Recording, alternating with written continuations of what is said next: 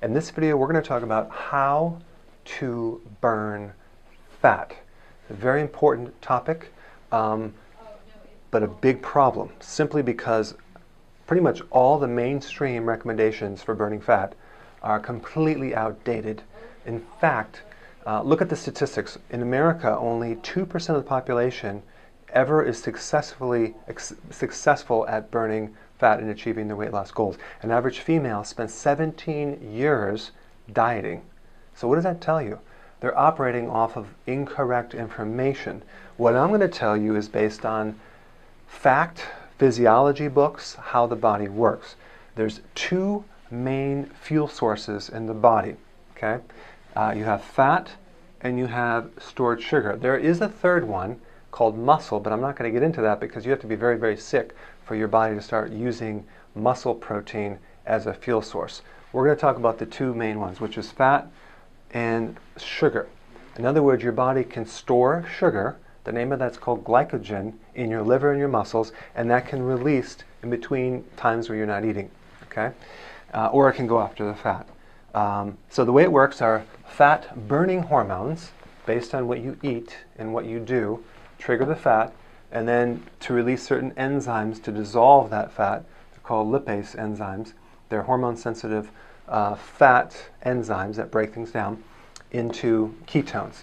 Ketones are the byproduct of fat metabolism, and your body can run on these very efficiently, way better actually. It's a better fuel source.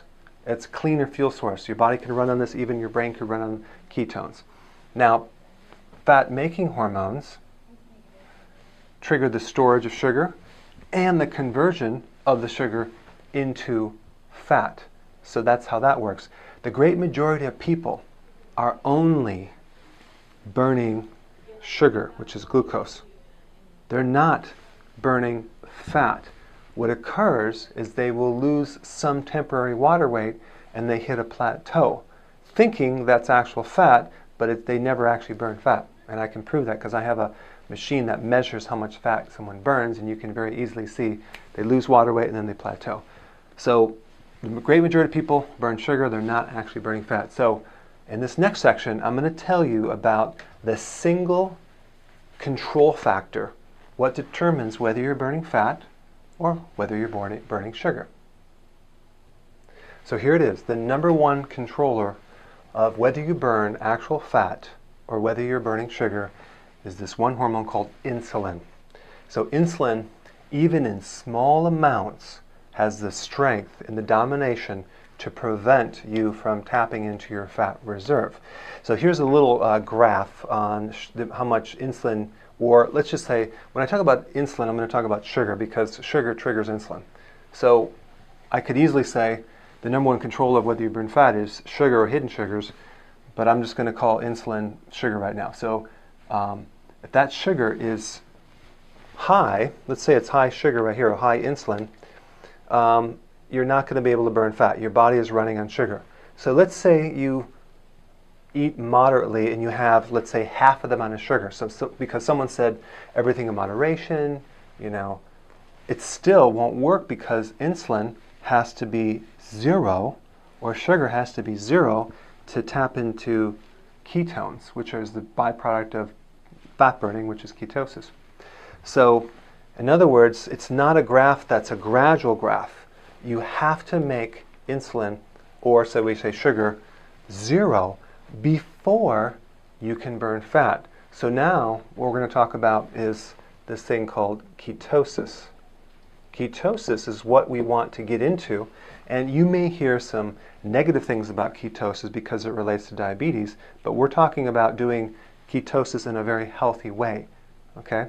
Ketosis is the healthiest thing to do for your blood sugars, for your heart, for your brain, and other conditions like polycystic ovarian syndrome. Really, really important, because think about that condition. The person is usually always insulin resistant, and if they go on this, they see great improvements. Okay, so we want to get the person in ketosis. To get in ketosis usually does not happen overnight. It's easy to tap into the sugar reserve, because all you have to do is eat sugar.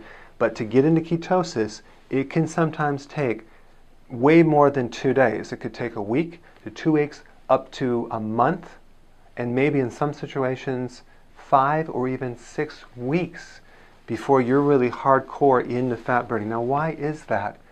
Because you've been living on sugar your whole life, and your system is so inefficient and so used to burning sugar. To convert that over, it's called a keto adaptation. So you're adapting to burning fat, just takes a little bit longer. Don't worry about it, because you can see ketones in your urine within a few days. But the point is, you want to stick with it a little longer. And I think what discourages a lot of people is they think they're going to burn fat in a day or two, and they get discouraged and they stop. When in fact, to adapt your body into fat burning, it could take up to a month to possibly 6 weeks in very extreme cases. I'm telling you that because it might happen in a week, or maybe a little longer than a week. But just hang in there and stick with it, because it will happen. And your body will be burning fat, and a lot of problems will actually go away. So now let's talk about what foods that you have to eat to get into ketosis. Okay, so here's what you need to eat. Number one, you want to keep your carbohydrates within 5 to 10% of the entire amount of calories that you eat in a given day. Now, the type of carbohydrates we're going to recommend are vegetable in nature.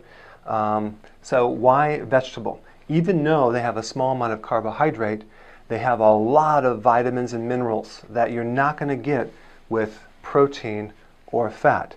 So we do want the vegetable carbohydrates here in a good amount, okay? But the net sugars from that is going to be very, very, very low, if anything at all, okay? 25% of your diet should come in the form of protein. This thing that I'm telling you is not the Atkins diet. Atkins is a lot of protein. Our body is not made out of carbohydrate. Some of our body is protein, but a lot of our body is made out of fat, and that's the third one right here. 65 to 80% of your calories should be in the form of fat. Now, before you freak out, realize that I'm actually have been in ketosis for quite a while, and I have a lot of clients that also have been in ketosis, and it's a very healthy thing to do because you feel so good. But fat is good. It's going to be in the form of healthy fats, and it's not going to be obviously deep fried, anything. So we want the carbohydrates, vegetable. We want the protein. So that would kind of come out to about, I'd say about 4 to 5, maybe 6 ounces of protein with each meal. Okay, but see, most protein comes with fat. So a lot of your protein source actually comes from fat as well. But you do not want to consume the lean proteins, and that is because you need that fat to get your body into ketosis. Eskimos consume blubber, and they actually are in a state of ketosis, and they can actually, a lot of them actually have 0 heart problems at all. And if you're concerned about increasing your cholesterol, realize this: your body makes 2,000 milligrams of cholesterol every single day. Why would your body make that much cholesterol if it didn't need it? So when you consume more cholesterol or fat, your body just makes less. That's how it works. You need this cholesterol to build the surrounding around your cells. You need it as raw material to build up your hormones, especially stress hormones. You need it for the lens of the eye and even the brain.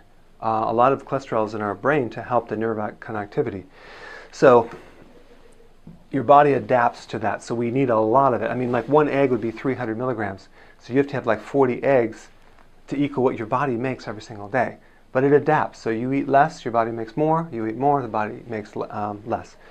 So now, 65 to 80% of your body should be in the form of fat. So that is the formula to get someone in fat burning.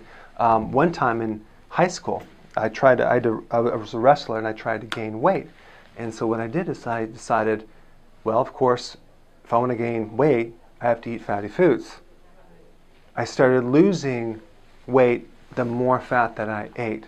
And that kind of confused me until later when I got into the physiology of it, and I found out that consuming fat is neutral with insulin. Eating fat does not trigger insulin. Insulin is the key thing that must be zero, because once you get your body into fat burning by doing this, all it's going to take is a little bit of sugar to totally throw you out of ketosis once your body has adapted to it. But you'll feel much better with your energy, with your cardiovascular, with your endurance.